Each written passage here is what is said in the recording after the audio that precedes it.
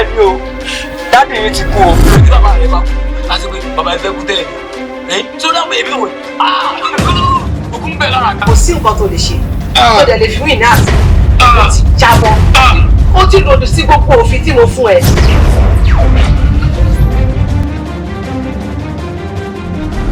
ọ̀rẹ́ mi jẹ́ wo bí ayé mi ti bàjẹ́ tí ẹ tó yọ lọ́wọ́ ẹ má bàa láyé mi jẹ. ẹ má débẹ̀ yá lóògùn gan yá oògùn káàrọ̀ wẹ̀ gan. oyin ló fẹ́ wo oṣúlẹ̀ kékèké o oṣúlẹ̀ tó yẹ pé ti bá ṣe ti máa ra ladies bike pé fún oṣúlẹ̀ ti máa ra jíwá gan ọ̀bá gan bí. ọlọ́run ló mọ̀ lára òde mọ̀ rẹ́ ṣẹ́wọ̀n jẹ́ kó sí ládùúgbò. Hello, Saman. Ṣé o fẹ́ lọ sẹ́wọ̀n?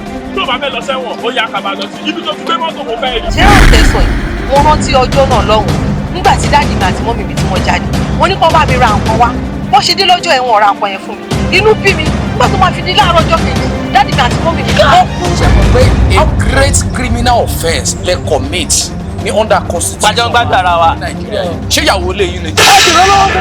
wọ́n bá ti mọ̀ ṣe ra lẹ́yìn $20,000 lẹ́yìn wá dá mi.